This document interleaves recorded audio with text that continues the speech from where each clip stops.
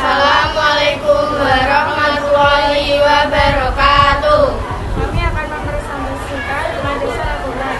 Perkenalkan, nama saya Jananisha Putri. Perkenalkan, nama saya Nadia Sakira. Perkenalkan, nama saya Arifin. Perkenalkan, nama saya Sarfardina Muslim. Perkenalkan, nama saya Selisa Putri. Pertama, aset atau harta. Aset adalah sumber daya atau kekayaan perusahaan yang dapat dinilai dengan uang dan digunakan dalam operasional perusahaan. Aset digolongkan menjadi 4. 1. Aset lancar. 2. Aset tetap terwujud. 3. Aset tidak terwujud dan aset lainnya. 1. Aset lancar yaitu aset yang dapat dicairkan menjadi uang tunai maksimal dalam satu siklus akuntansi. Aset lancar terdiri atas kas, piutang, dagang, dan lain-lain. 2. Aset tetap terwujud yaitu aset yang dapat dilihat bentuknya secara fisik. Aset tetap terwujud terdiri aset tanah, bangunan, mesin, dan lain-lain.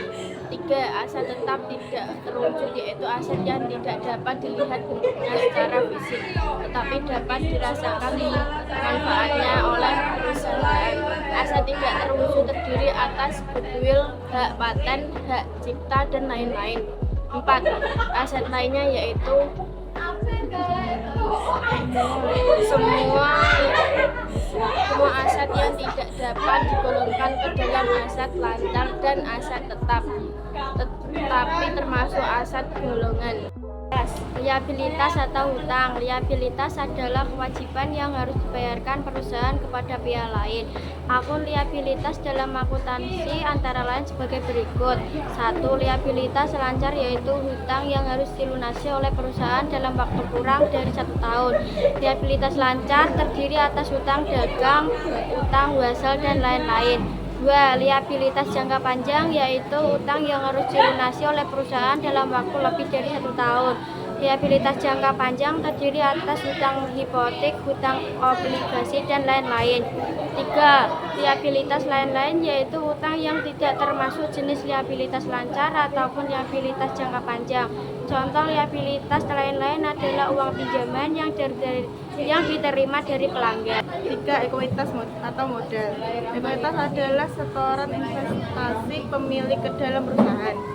Transaksi-transaksi yang dapat mengurangi nilai ekuitas antara lain penarikan pribadi pemilik, pembagian keuntungan, dan kerugian. Contoh ekuitas antara lain saham biasa, saham preferen, transfer stok, dan lain-lain. 4. Pendapatan adalah hasil yang dapat diperoleh perusahaan dari kegiatan operasional selama periode tertentu. Akun pendapat dikelompokkan menjadi pendapat operasional dan pendapatan non-operasional. Pendapatan operasional adalah pendapatan yang diperoleh secara langsung dari kegiatan operasional perusahaan atau penjualan barang dan pemberian jasa. Sedangkan pendapatan non-operasional adalah pendapatan optimis yang diterima perusahaan tanpa melakukan kegiatan operasional. 5. Beban adalah pengeluaran yang digunakan untuk mendukung proses perolehan barang atau jasa dan memengaruhi pendapatan suatu perusahaan. Selain itu, beban juga diartikan sebagai penurunan nilai ekonomi berupa pengeluaran uang atau penyusutan nilai aset. Contoh beban adalah beban penjualan, beban penyusutan aset tetap, dan lain-lain.